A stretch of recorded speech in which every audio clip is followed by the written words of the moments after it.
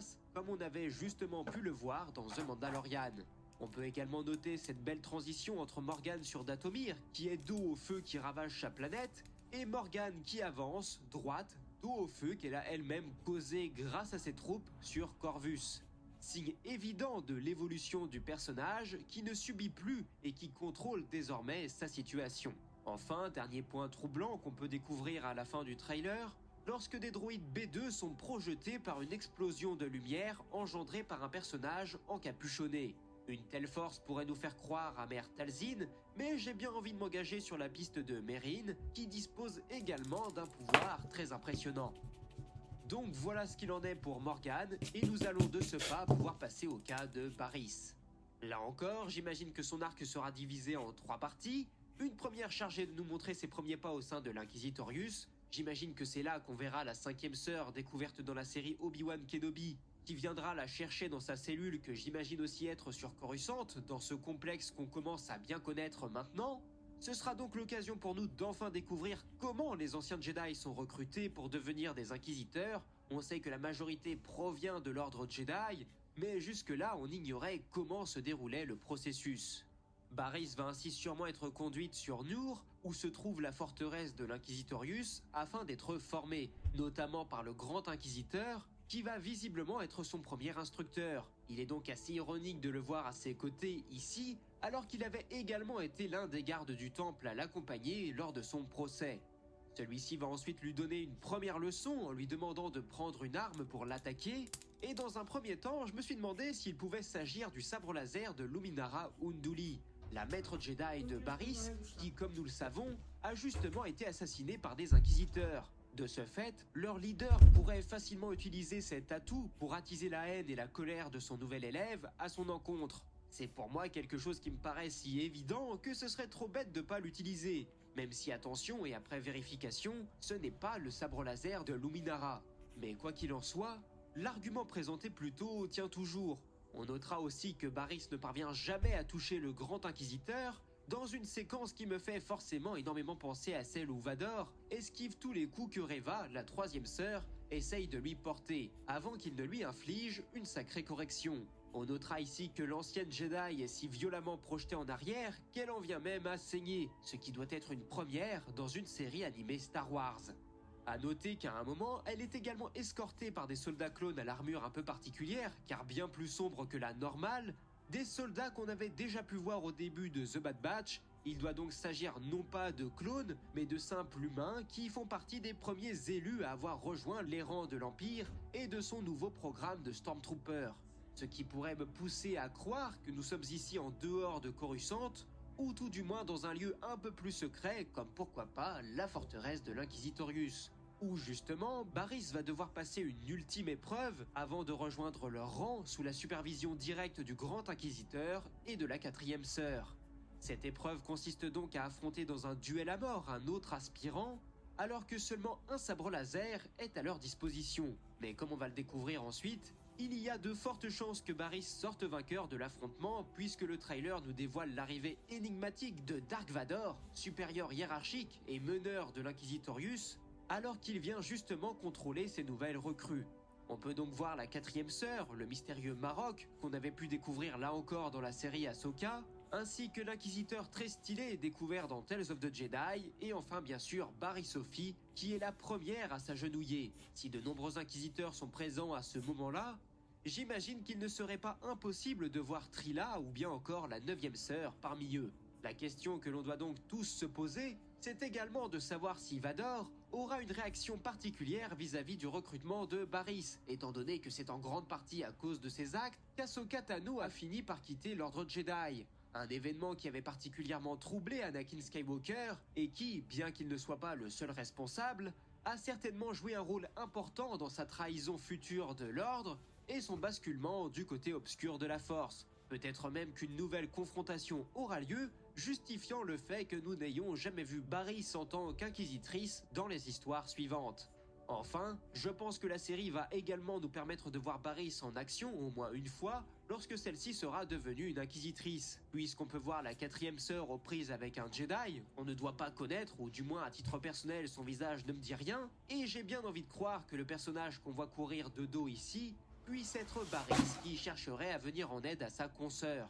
Voilà ce qu'il en est pour l'analyse d'images. Je pense donc que cette série va être particulièrement cool à découvrir d'ici quelques semaines. On va bien manger, ça c'est sûr. Et on en revient donc à ce que je disais en début de vidéo, lorsque je vous disais que selon moi, l'avenir de Star Wars était peut-être dans l'animation, car il n'y a qu'à voir le nombre de réactions négatives qu'il y a eu après le trailer de la prochaine série The Acolyte, pour tout un tas de raisons plus ou moins valables, et les réactions qu'on a suite à ce nouveau trailer. Et la comparaison fait assez mal. Enfin, peut-être que je suis pas encore trop allé sur Twitter pour fouiller, mais le constat jusqu'ici me semble assez clair. Et peut-être que les séries animées touchent un public plus restreint, mais en tout cas, cela semble satisfaire ceux qui les regardent, et pourtant, vous n'avez forcément pas pu échapper aux critiques racistes ou très largement misogynes qui ont pu apparaître après le trailer de The Acolyte, alors qu'ici, dans une mini-série qui va être concentrée sur 2 femmes, bizarrement, j'ai rien lu du genre. Alors j'ai envie de me dire tant mieux, mais j'aimerais quand même bien comprendre la logique derrière tout ça. Car pour le moment, on peut pas dire que tel ou tel personnage est bien traité, donc c'est franchement bizarre. Bref, quoi qu'il en soit, de mon côté, j'ai très hâte de voir cette série. Ça promet d'être bien sombre, bien sérieux, et surtout très intéressant en termes de lore. Donc je ne demande qu'à voir, et j'ai également hâte de découvrir vos réactions à propos de tout ça dans les commentaires. Donc sur ce, moi j'en ai assez dit, je vous invite à commenter, liker et partager la vidéo, et surtout à vous abonner à ma chaîne pour ne pas rater ma critique de la série lorsqu'elle sortira. Je remercie également toutes les personnes qui me soutiennent, que ce soit ici ou sur Tipeee, c'est grâce à vos dons que je peux et que j'ai envie de vous produire toujours plus de grosses vidéos. D'ailleurs, mercredi prochain, il y en a une très grosse qui vous attend, j'espère que vous serez au rendez-vous. En attendant, nous on se retrouvera mercredi prochain pour une nouvelle vidéo, et moi il ne me reste plus qu'à vous dire à la prochaine, c'était Absolute et que la force soit avec vous, ciao.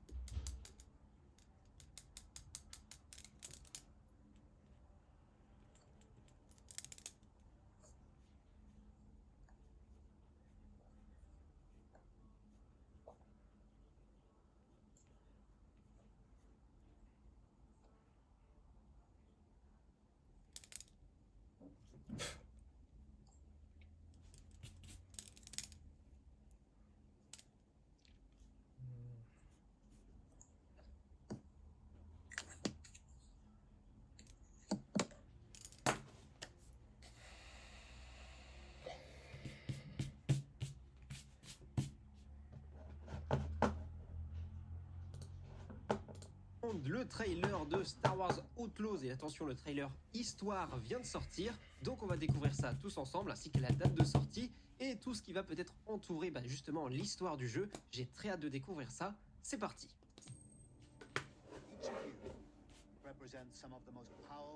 Sur Canto Bight.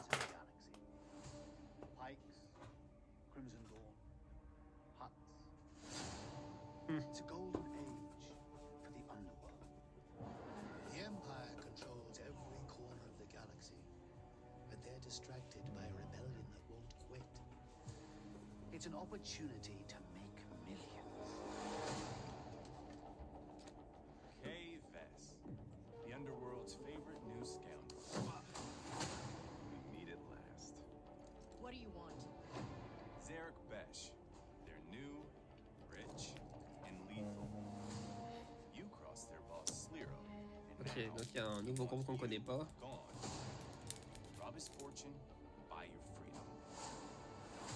This job? It's a death wish. Oh, I'm in. Here you live and die by your reputation. You want to survive? Know the players. You're new to this world. What's your problem? Come back when you're not. Jabba, right? Look, don't try anything.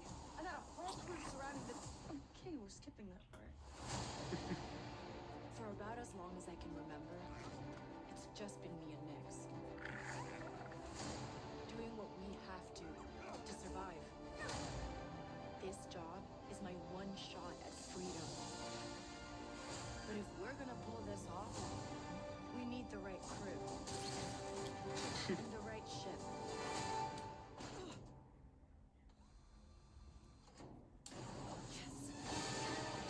donc dans Star Wars aussi, ils doivent régler les sièges. I heard because you were one of the best hunters in the Outer Rim. She's more connected than you let on, Sliro. Vess is mixed up in something bigger. The Outer Rim is a dangerous place. Everyone is fighting for their piece of the galaxy. But all I want is to live free. So I'm gonna risk it all. Hold on, Nick! Oh. Le petit sarlac. J'ai cru voir Yavin et Dragon Trail. Star Wars Outlaws pre-order available now. Et donc la date de sortie, le 30 août. Ok, il y a beaucoup de choses. Ouais, donc beaucoup de choses à en dire. Déjà, on a la prise de connaissance des organisations criminelles qui dominent à ce moment-là, donc les Pikes, les Hutt, l'Aube écarlate. Et l'Aube écarlate, c'est intéressant parce que à ce moment-là, donc entre l'épisode 5 et l'épisode 6, le retour du Jedi, en fait, dans les comics, en ce moment, c'est un truc de fou, puisque on pourrait les voir derrière, mais il y a une immense partie des comics Star Wars canon qui sont sortis qui se passent à ce moment-là. C'est même tellement absurde, tellement ça dure. Et donc, il y a énormément de choses qui se passent, parce que c'est à ce moment-là, en fait, que l'Aube écarlate se révèle au grand jour depuis la disparition de Dark Maul et devient vraiment importante. Et en fait, le but de Kira, à ce moment-là, qui est donc la gérante, la leader de l'Aube écarlate, c'est de se venger de Palpatine et de Dark Vador, de détruire les Sith, parce que Maul l'a engagé et l'a pris sous son aile pour cet objectif-là. Donc, est-ce que déjà il n'y a pas un risque que tout ça se chevauche un peu bizarrement, etc. à voir? Parce que du coup, c'est aussi à ce moment-là que le cartel des Hutt va se faire un peu trucider la tronche par Dark Vador, pour ceux qui connaissent les comics. Donc normalement, les Hutt, à part Jabba, il va plus rester grand monde. Donc il y a ça aussi à prendre en compte. D'un point de vue histoire, je me demande vraiment comment ça va se chevaucher avec les comics, etc. Ensuite, là, effectivement, on est fait vraiment face à un trailer d'histoire, donc on comprend qu'on est une nouvelle dans le milieu et qu'on va essayer de s'en sortir. On va avoir ce bonhomme qui ressemble à Kyle Katarn qui va nous confier notre première mission et qui, visiblement, on va s'en prendre à un poisson peut-être un peu trop gros pour nous. Donc le chef qu'on voit ici de ce nouveau syndicat du crime. Après, du coup, je pense qu'il faudra attendre quand même qu'on ait une nouvelle vidéo concernant le gameplay, parce que c'est surtout ça qui va être intéressant pour moi. L'histoire avec des chasseurs de primes, etc. Pourquoi pas? Mais moi, en fait, c'est surtout le gameplay qui va me donner envie ou non pour ce jeu-là. On sait qu'on aura un monde ouvert face à nous, et en fait, je me demande surtout au niveau de la jouabilité, qu'est-ce qu'on va avoir? Est-ce qu'on va être obligé? Est-ce qu'on va avoir une vraie liberté d'action ou est-ce que le jeu, dans ses missions, va nous forcer à aller toujours au même endroit, etc., dans tel ordre, etc. Parce que moi, en fait, quand je m'imagine mon jeu un peu Star Wars de rêve, on va dire, ça va être surtout d'avoir un jeu qui me permet, quand j'ai envie de le lancer, même 10 minutes, je me balade, je profite des décors, je suis dans une galaxie lointaine, très lointaine, je peux faire une mission au pif, etc.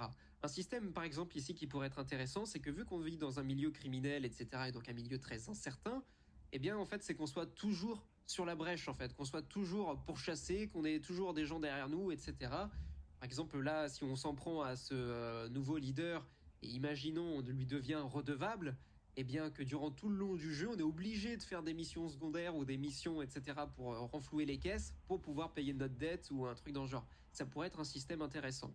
Après, je sais pas si on va avoir grand chose à dire. Peut-être qu'on va devoir prendre parti, peut-être qu'on va être obligé de prendre parti pour celui-ci, pour ce nouveau syndicat criminel. Peut-être qu'on va avoir l'opportunité de le trahir en allant voir Jabba, par exemple, ou les autres syndicats du crime, faire partie de l'Aube écarlate.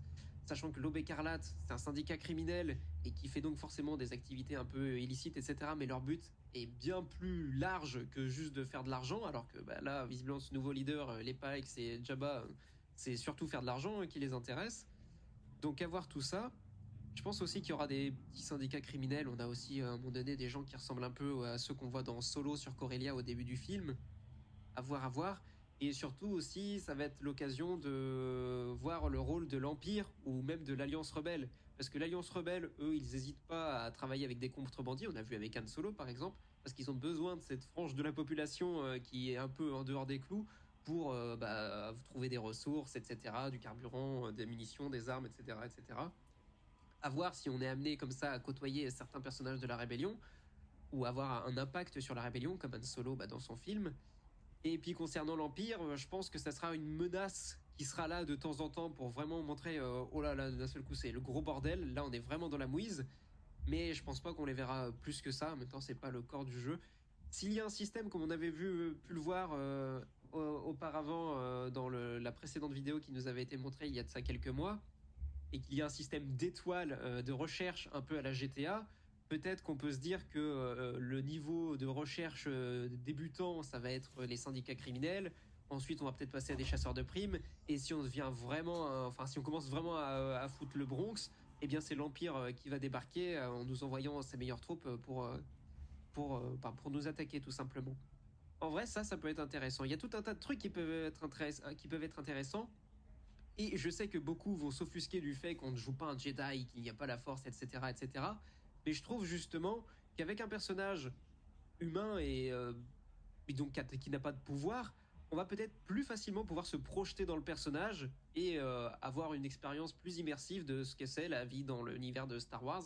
Je pense que ça peut être plutôt cool. Alors qu'avec un Jedi, on est forcément mêlé à des intrigues galactiques, etc., mais vraiment d'une grande importance. Ça ne veut pas dire que quand on n'a pas de sabre laser, on peut être mêlé à des intrigues de ce genre-là. Han Solo est là pour en témoigner. Mais ça va nous permettre de voir un autre monde dans Star Wars qu'on n'a pas trop l'habitude de voir, du moins dans les grands médias. Et donc là, on va pouvoir y prendre parti. Donc ouais, en vrai, j'ai quand même hâte. Surtout, en fait, j'ai vraiment hâte de voir comment va fonctionner le monde ouvert. Est-ce que ça sera des grandes zones? Comment ils vont limiter le monde? Parce que dans Jedi Survivor qu'on a eu l'année dernière, on avait la première planète Kobo qui était un peu en monde ouvert. C'était un peu un début dans ce genre-là. Donc à voir, parce que c'était quand même assez grand. Je suis assez curieux de voir comment ils vont gérer ça, surtout que là on a notre speeder pour nous déplacer, on a notre vaisseau aussi, comment est gérée la transition planète-espace. Bon, visiblement le décollage on avait déjà vu, j'imagine que c'est un espèce de temps de chargement, etc., et qu'on peut pas se poser n'importe où. Mais pareil, à l'inverse, quand on fonce vers une planète, est-ce que ça embraye sur une cinématique? Tout ça, c'est des questions, pour le moment on n'a pas de réponse.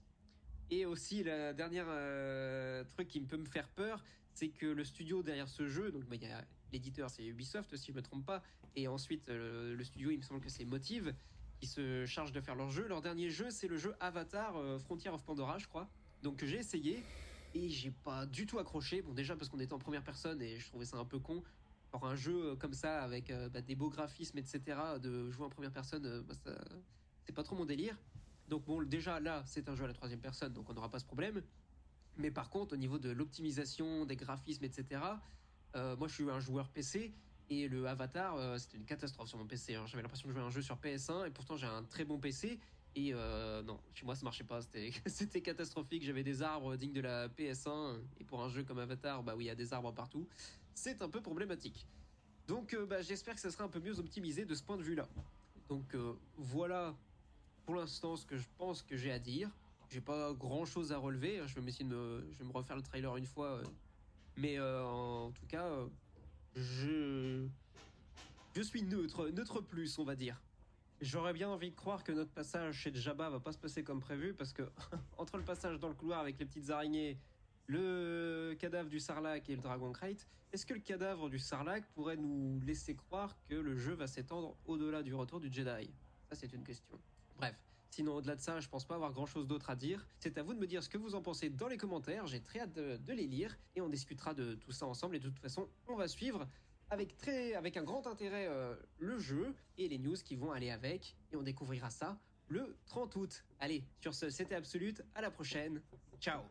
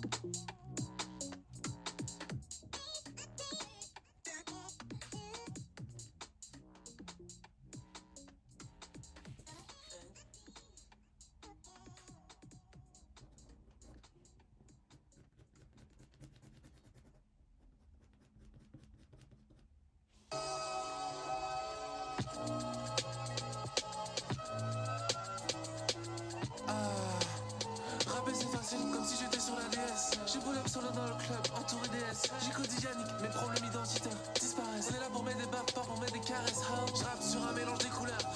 Je te phrase sur ton propre terrain, comme si j'étais couleur. Tout était plus simple quand je me la tue à Monster Hunter. J'ai mis fait, je tiens pas l'alcool, mais je buvais avec Hunter. Parfois, je rêve d'enculer un 6 rats, c'est chiant.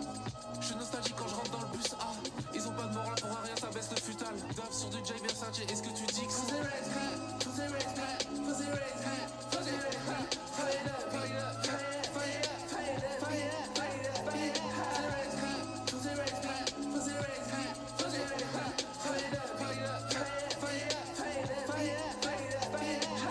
à plusieurs chiffres sur mon compte.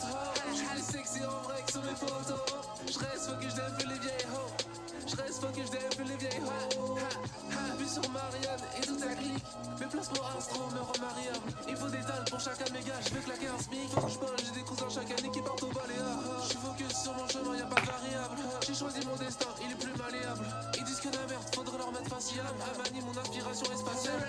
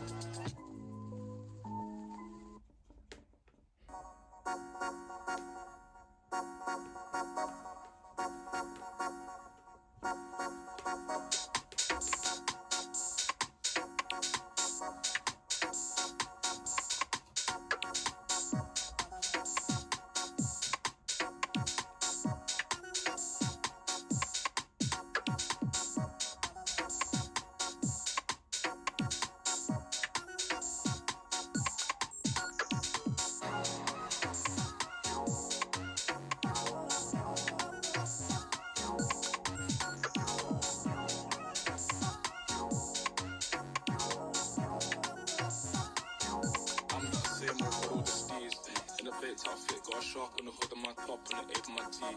Been a minute since I linked with the bro, said link up soon, let's talk over tea. These days it's all about flex and talk, but born trying to make this P. I got a text from the bro in Cali telling me, sit tight, gonna make me a beat. And a guy for the stylish babe on a stylish date, trying to make me a treat. Trying to talk about rovers, it's over, trying to bag the stream. Few cents you take this core, got a skate roll soon, trying to pattern this cheese. My whole team wants big fun from the bench, trying to get big checks and the cash flow speed.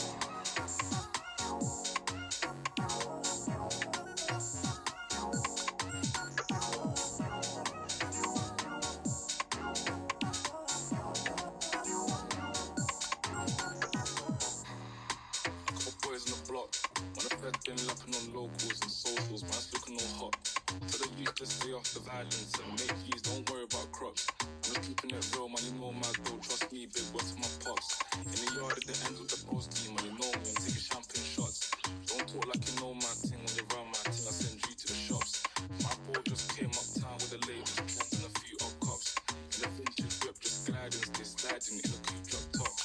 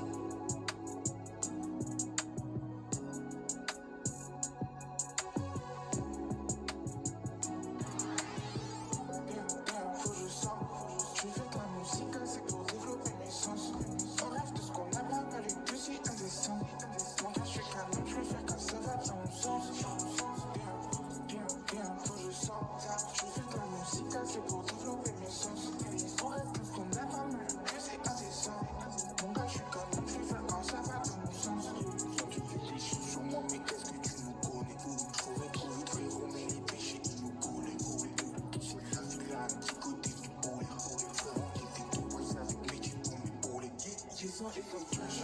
J'suis pas dans la triche. Quand j'ai trop la tête, j'attends qu'on nous remplisse les niches. C'est pas avec de la passion qu'on va faire la diff. Y'en a qui nous tombent dans les cheveux pour la diff.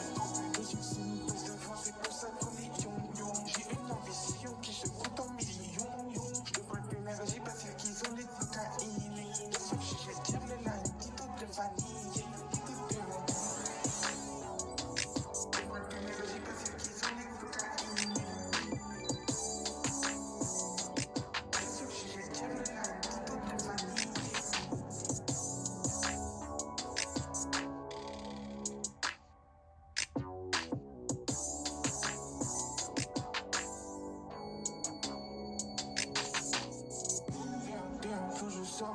Je fais de la musique, c'est pour développer mes sens. Je rêve de ce qu'on a pas mal eu, plus c'est indécent.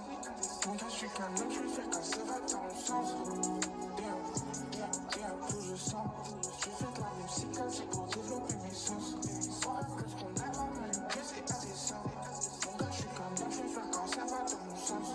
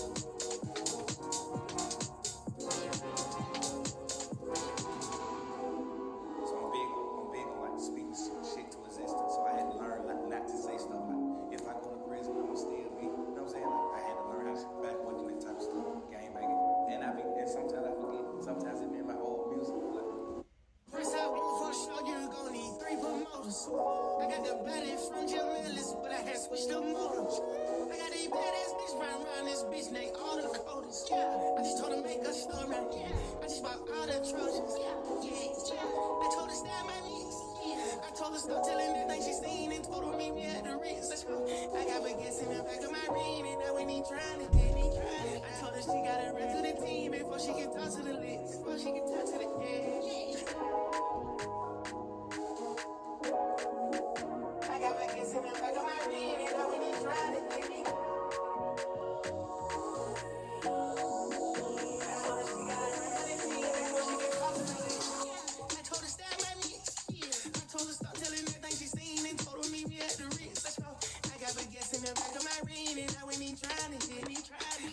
She gotta run to the team before she can talk to the list. Before she can talk to the edge. Lamb chop, I just pulled up with some fools. I told her mama tie all my shoes. Showed her to me in case that she would. 20 matches and I'm still losing. I had came up out the trenches and I had beat a few bodies like Boosie. She said you work on my shit and my Gucci. I had to say to this like Latucci.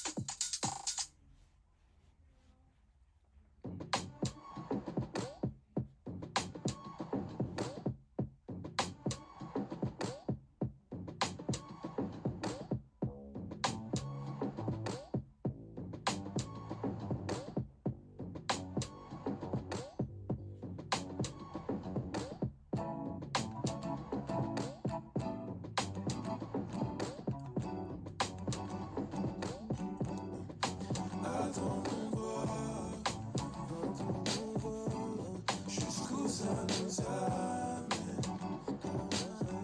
Je sais que je remets trop tard. Mais attendons voir, attendons voir, attendons voir. Jusqu'où ça nous amène. Je sais que je remets trop tard. Attendons voir, attendons voir.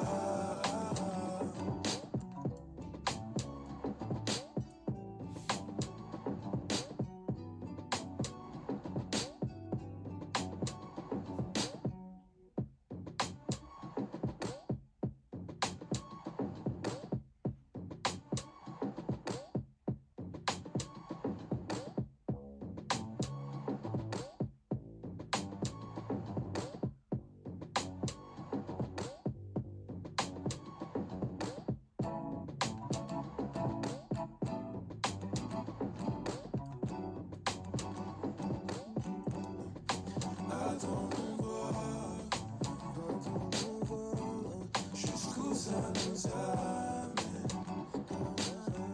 Je sais que je remets trop tard. Mais attendons voir, attendons voir, attendons voir. Jusqu'où ça nous amène. Je sais que je remets trop tard.